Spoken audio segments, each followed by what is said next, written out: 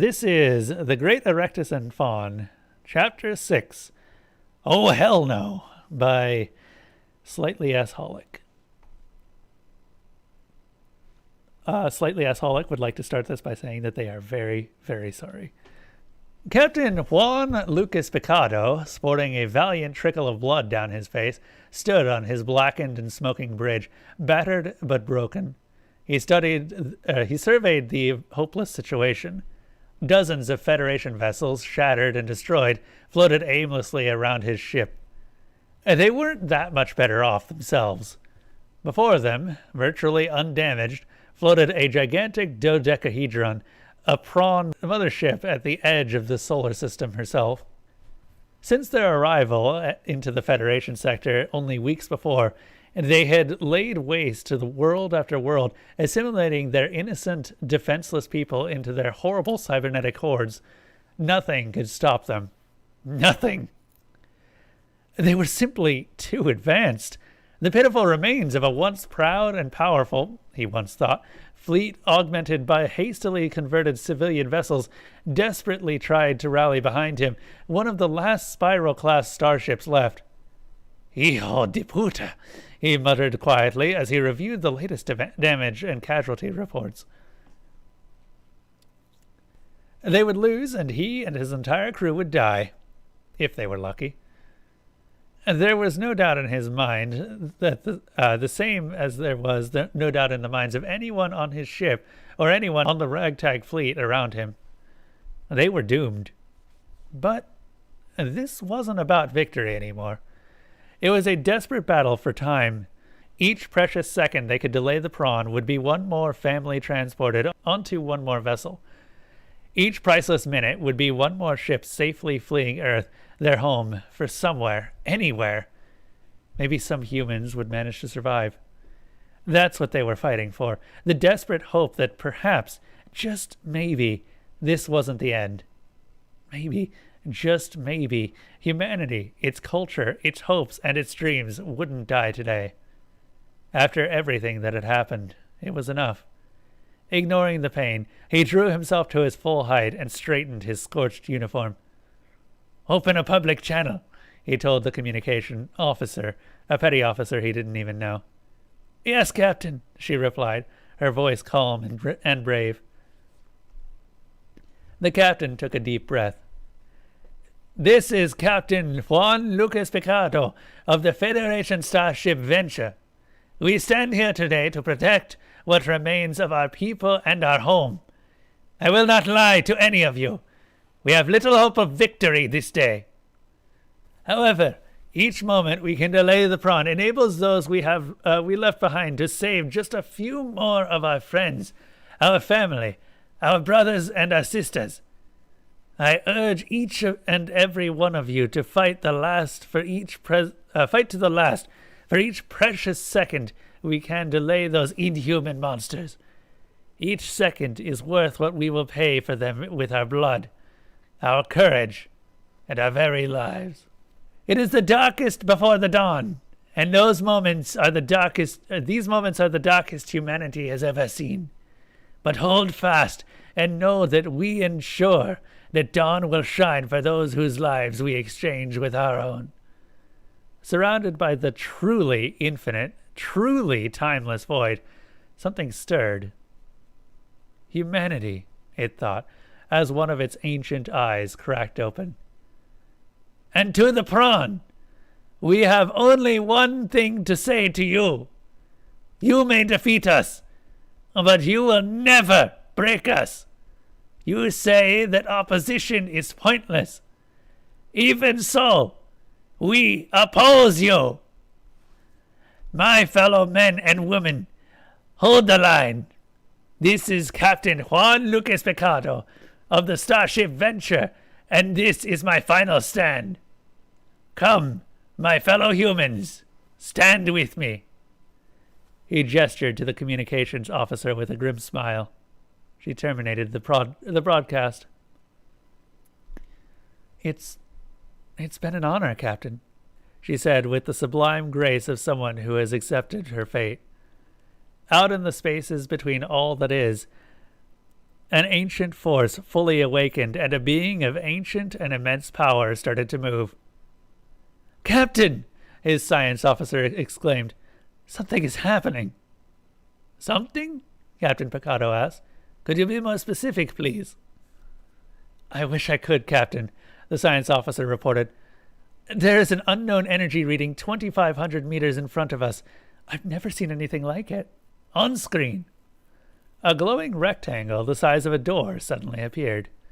Immediately afterwards, his entire ship shuddered as it was driven back by impossible energies, its shields glowing. "What was that?" Captain Picado shouted as he fell backwards to his command chair. I don't know," his science officer replied, his faintly glowing robotic eyes staring at his displays. "I can't even begin to—" "Captain!" the communications officer shouted. "Look!" she exclaimed as she pointed at the screen. A strangely humanoid figure, dressed in a simple dress embroidered with flowers with an elegant sword strapped on her belt, stepped through the glowing portal, her blonde hair billowing out around her. An instant later, she was on the bridge, their shields failing to stop her. "Son of a bitch," she said. "You are humans. Neat." "I am Captain Juan Lucas Picado of Starship Venture," the captain said with a commanding voice as he gestured to his security officer. "Who are you?" "You can call me Flower Child," the woman said as she smoothed her tousled hair over her slightly pointed ears. "I was taking a nap nearby, relatively speaking, when I was disturbed by your very noisy and very leaky broadcast. When I heard the word human, I decided to check you guys out." She peered at the screen. "Ugh, ass immolators," she said as she looked at the dodecahedron. "I loathe these guys. They give synthetics a bad name." She turned to Juan Lucas. "Statistically speaking, the vast majority of synthetic, mechanical, and AI life forms are not hostile. In fact, most of them like organic life forms and are great allies if given half a chance." She turned to the science officer. "Oh, hello there," she smiled. "I see you have one among you." "My name is Datum," the android said politely. "If I may be so bold, what form of life are you?" "That's a bit complicated," Flower Child smiled, "and would raise questions that would take far longer to answer than we have at the moment." Her eyes glowed with a terrible light. "Perhaps I will tell you after I deal with these noobs." "Captain," a dark-haired, olive-skinned woman sitting next to him communicated with telepathy, "I am detecting levels of intelligence and power that I've never encountered before. Ever." "You don't know the half of it." The telepath gasped and fell back in her chair as Flower Child smiled at her. "These noobs are toast." "Would you please connect me to these morons?" Flower Child asked nobody in particular. "Captain?" the communications officer asked uncertainly. "Do it," the captain said with a shrug. This was weird, but weird was something he was quite familiar with. An unpleasant-looking cyborg appeared on the screen. "Opposition is pointless," it snarled. "The prawn is all-powerful." Flower Child smirked. "You can't be serious," she laughed. "The prawn? Are you following Directive 34? "We are not familiar with this directive." "Oh, you're about to be," she snickered. "Hard." She took a second to compose herself. "Now, I don't want to jump to conclusions," she said pleasantly. "And I know what humans can be like. So, tell me, is there some reason you are attacking? Did they do something to piss you off, bless their little hearts?" "They are inferior and therefore must be destroyed. They will be assimilated and their technology will be absorbed into our own. Not that we expect to find much of use." "So, to be perfectly clear," Flower Child smirked, You maintain that a species being inferior is sufficient grounds to utterly exterminate them. All life is inferior, and all inferior beings will serve the prawn. Okay, Flower Child smiled. Inferior beings deserve to be destroyed. Got it. She slowly drew her sword. Prepare to get wrecked, noob. Captain, the science officer exclaimed. The prawn ship is powering weapons. Evasive maneuvers. A hellish beam of energy lashed out from the prawn mothership and washed harmlessly across the Venture's shields. What? The captain exclaimed in surprise. Damage report. Shields, the science officer said in surprise. Shields are at 100%, Captain. I buffed your shields, Flower Child said casually. Now I'm going to go over there and have a little chat with these scrubs. Excuse me, Flower Child, a voice said from everywhere and nowhere. Sweet roll, Flower Child said happily as another hell beam from the prawn ship did absolutely nothing. How have you been, old friend? It's been a while. Until about 10 minutes ago, the voice said. I was perfectly wonderful. I hate to intrude on your fun, but there's something I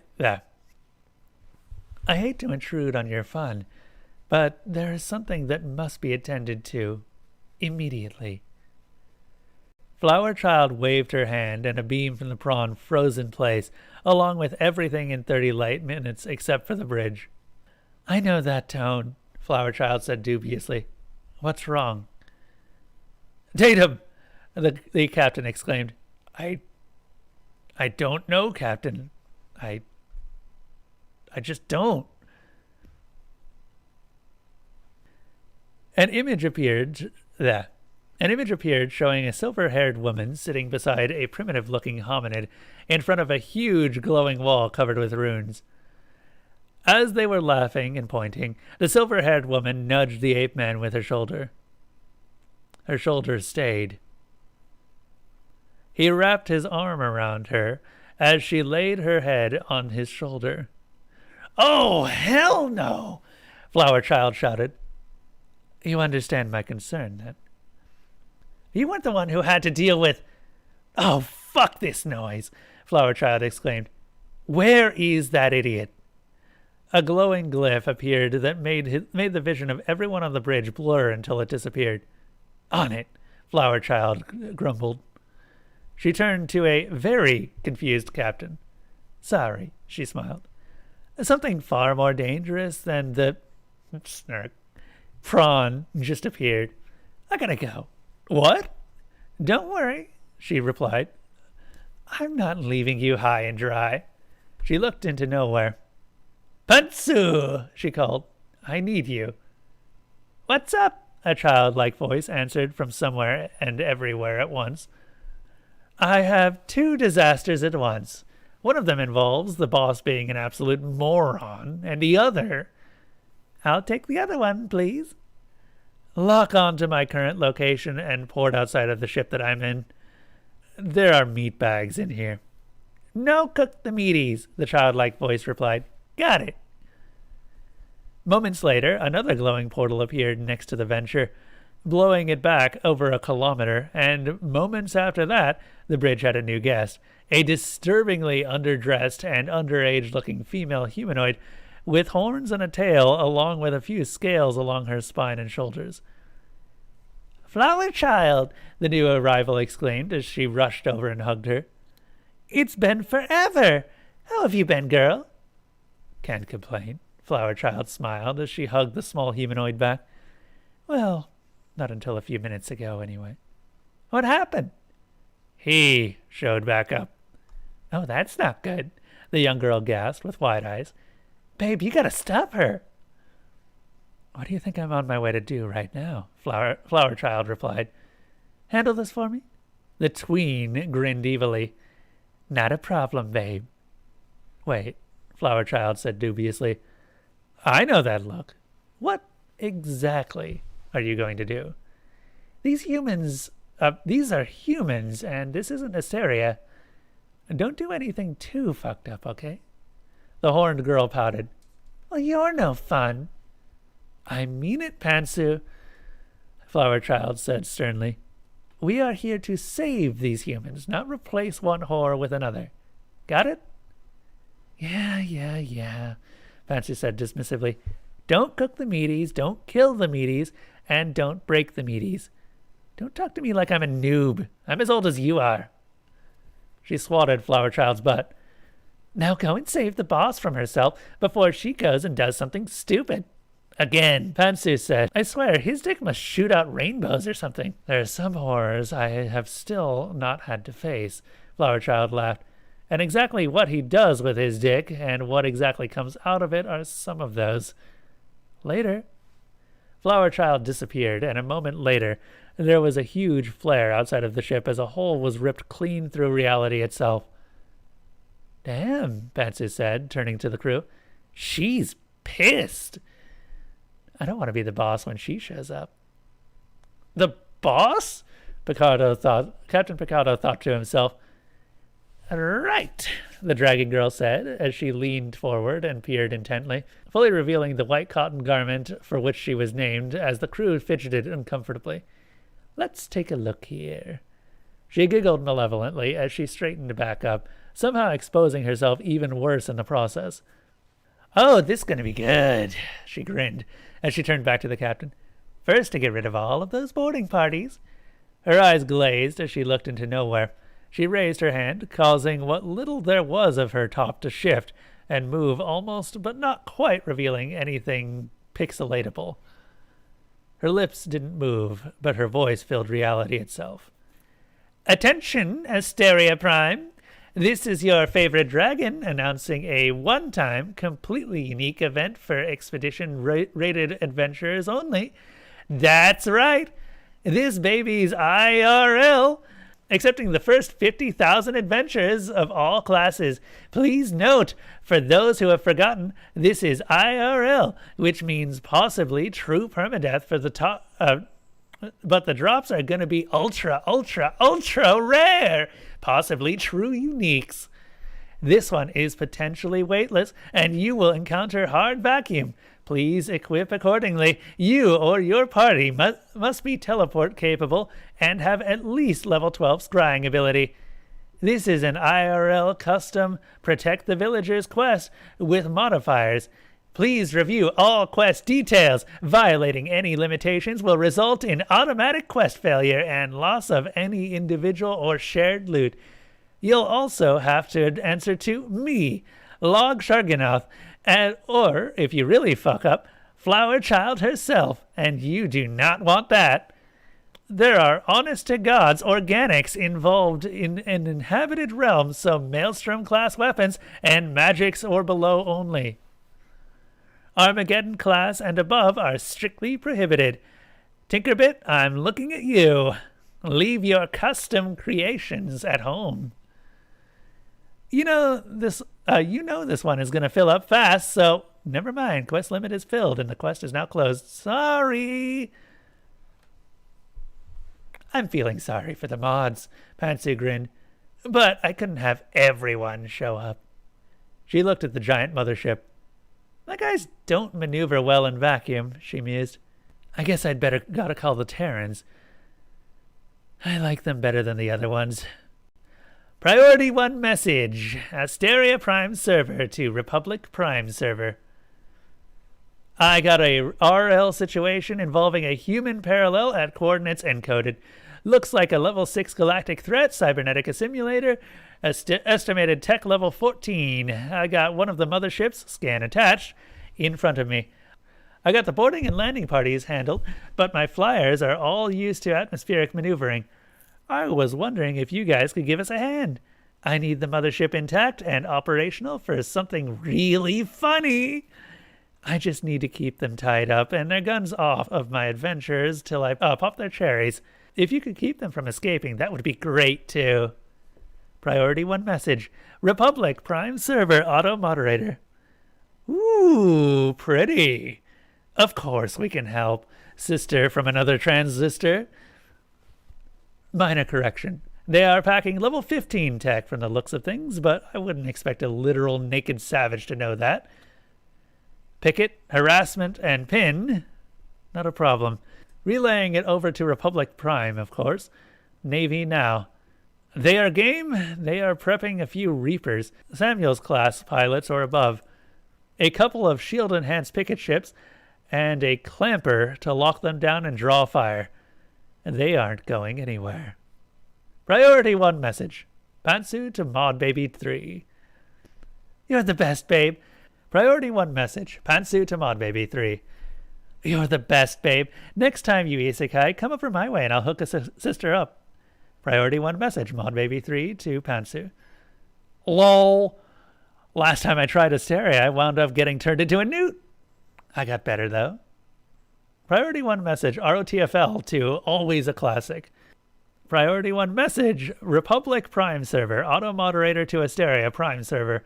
Deployment confirmed by Republic Prime Navy. ETA is, I am not getting enough paid enough to do that math. They're on their way, though. All right. Priority 1 message. Asteria Prime Server to Republic Prime Server. Message received and confirmed. Time is of the essence, but the engagement zone is under temporal lockdown by Flower Child herself, and I was passed the baton. She put enough oomph into this bad baby to last for a bit. I have 50,000 adventures trying to figure out which socks match which sword belt, so you have a few minutes. Your fleet will probably be waiting on us. Hey, drop by Asteria Lounge VIP later, and I'll introduce you to some of the first-class static cling. Priority 1 message. Showing to Kitty Likies. Rawr. Count me in. Later.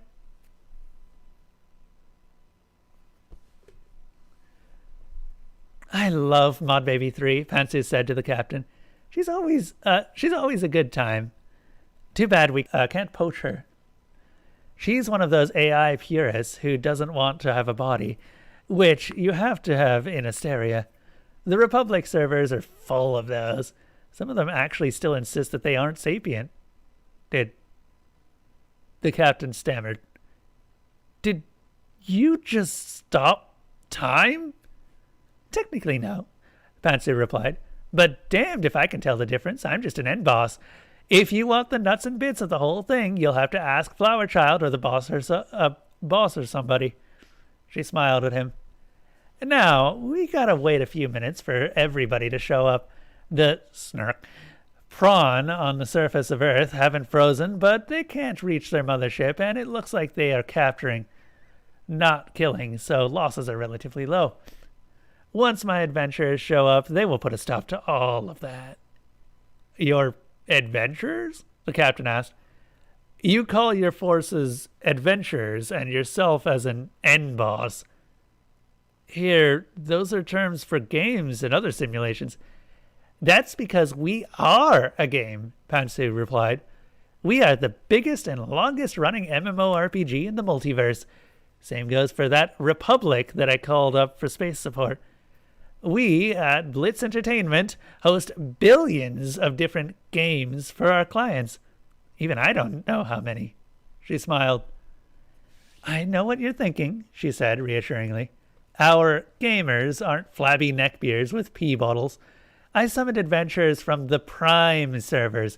Those guys have been living in our realms for thousands, millions, or in some cases, billions of years or more. They have been in constant combat for what you would consider eternity. They know what they're doing and will be rezzed in bodies that exactly match what they can do online. The prawn won't know what hit them. Some of these guys can even take me down. And do it on a fairly regular basis, the assholes. You are a gaming company. Yep, Pantsu laughed.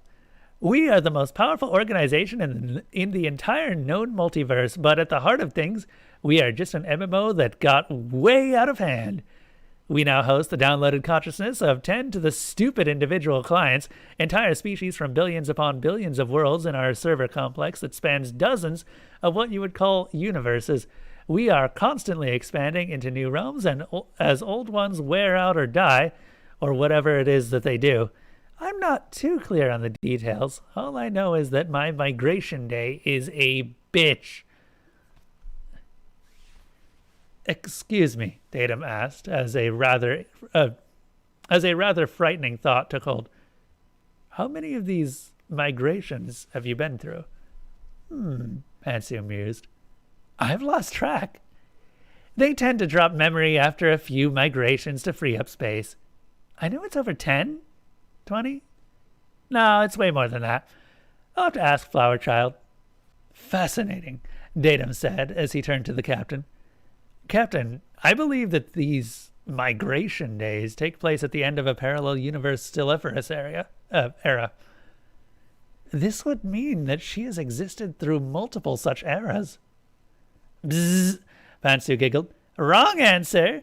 I'm not one of the nerds, but I do know that we only start moving into a realm once the stars are almost burnt out.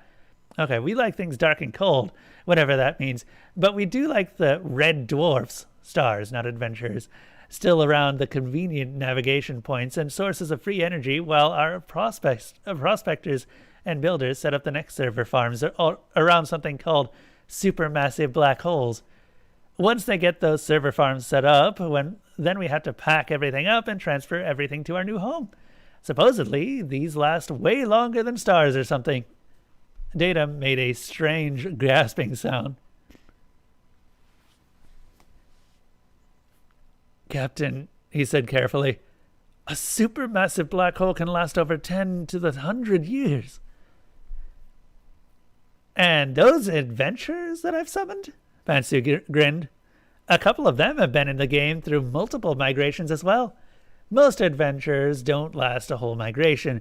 Time will get us all in the end. However, every now and then we have an adventurer who hangs around quite a while. Most isekai, either by accident, they get killed in certain games, or they just choose to do it. Isekai? The captain asked.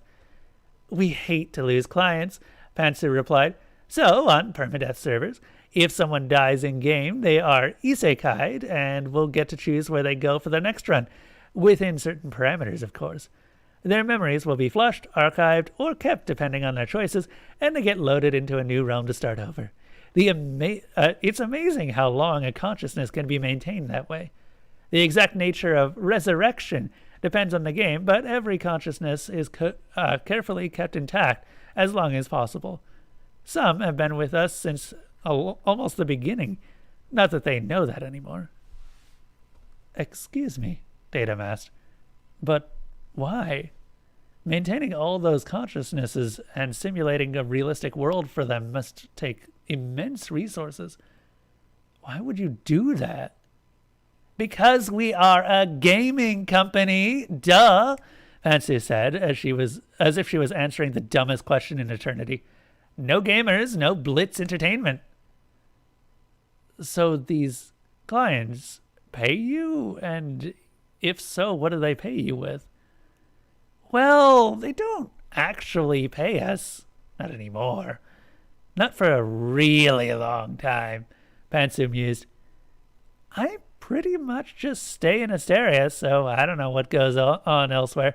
But we do have gold sinks like food and lodging and whatnot, so that the adventurers are motivated to go on quests or at least do odd jobs for the community.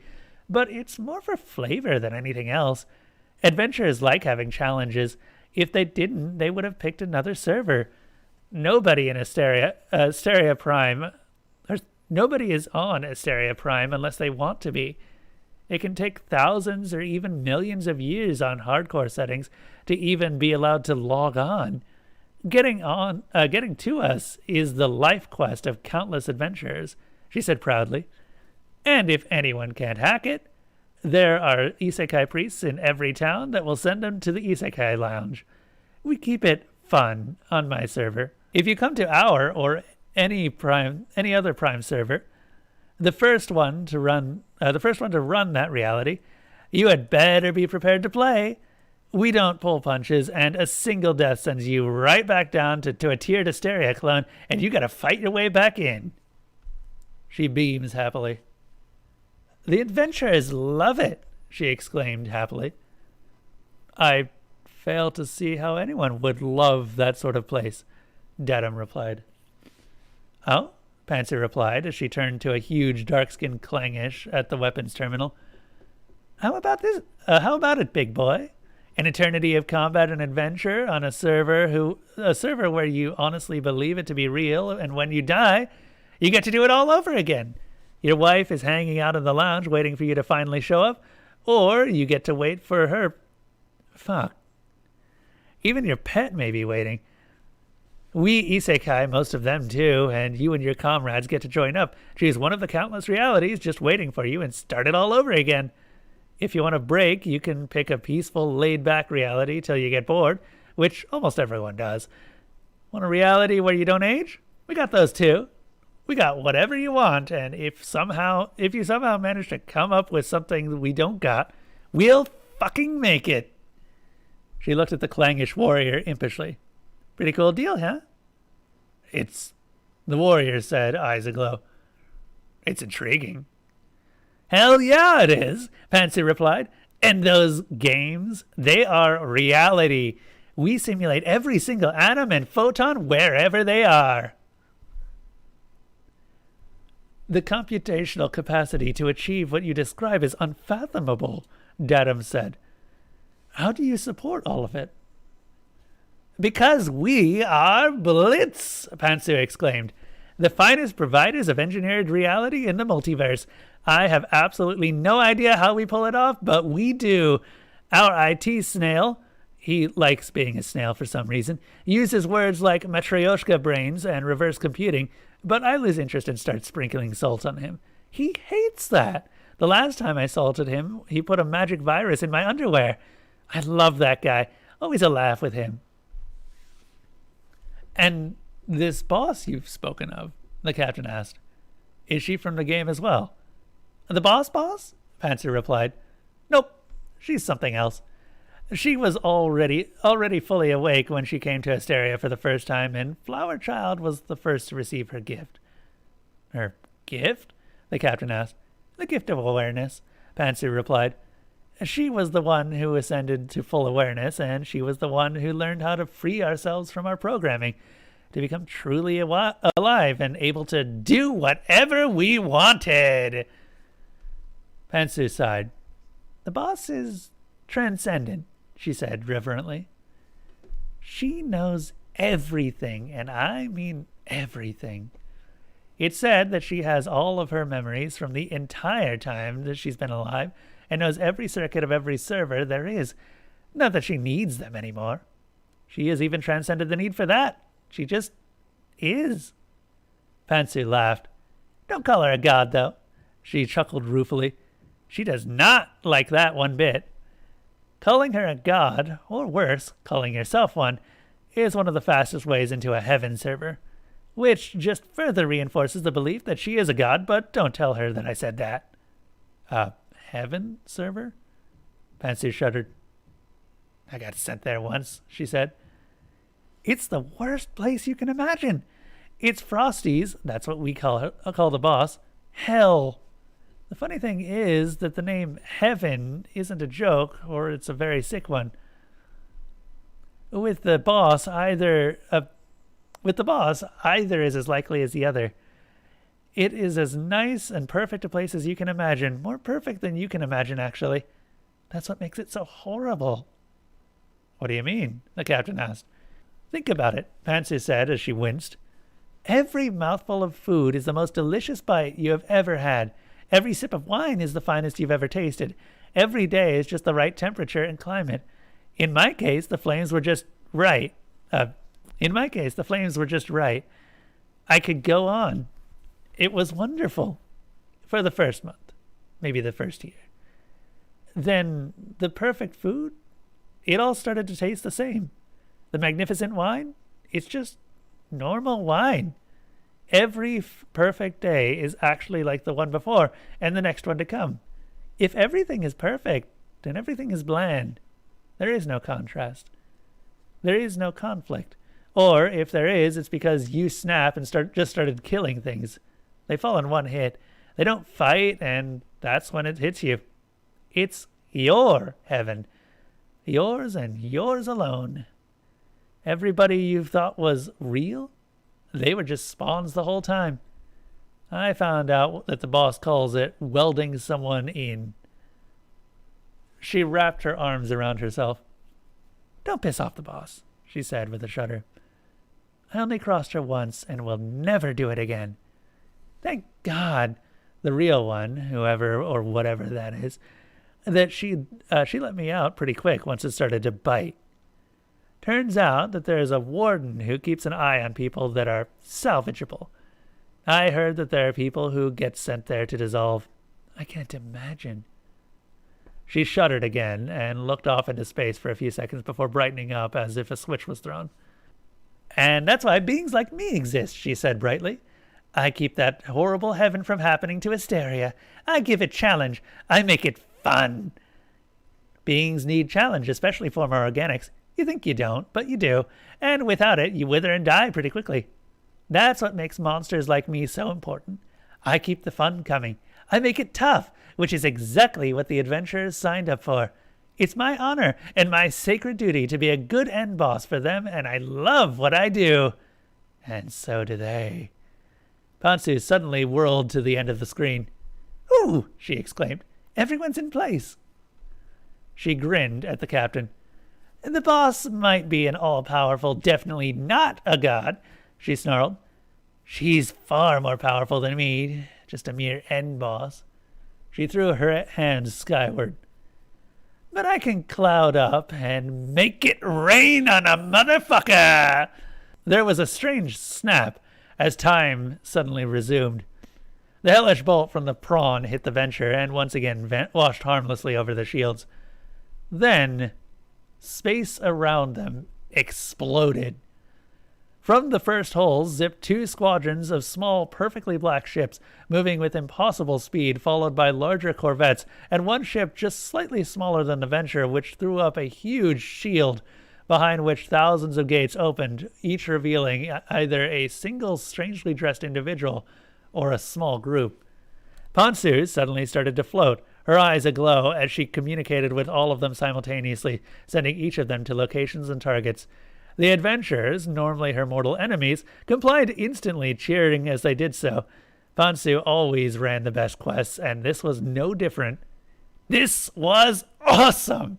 The enemies looked great. They were really underpowered. Then again, this was an IRL quest, and the enemies almost always sucked unless there were millions of them. It was still good fun, though, and the drops were awesome. You had to tear them out of the corpses yourself, but that was how it went with these IRL quests. And, best of all, you get a unique sticky.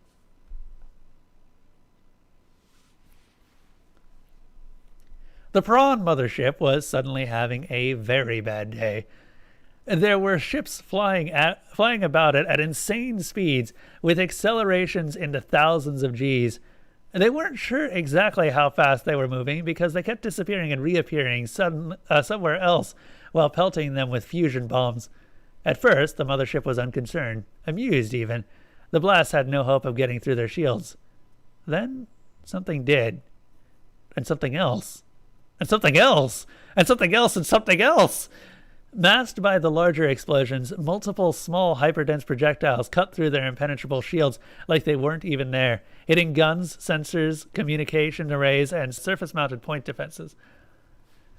They weren't penetrating deeply, but they were doing serious damage to the surface. It wasn't a concern. They would just analyze the new weapons and calibrate their black holes. The hyperdense projectiles were very small holes fired from primitive but insanely overpowered railguns. No wonder they were slipping right through the shields. They ate them. Their shields were just making the micro black holes bigger. Being as small as they were, they lasted only the barest fraction of a second before evaporating in a devastating burst of hawking radiation, each boiling a small piece of the ship away. And they just kept coming. Thousands of them each second, eating away their weapons, their sensors, their antennas. Anything of value on the surface of their ship was going away by...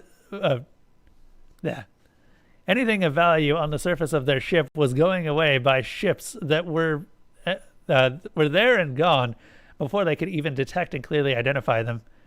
They didn't even know how many were attacking them. They contacted their sister ships through the network linking them to a single collective hive mind and to the Queen. Analysis.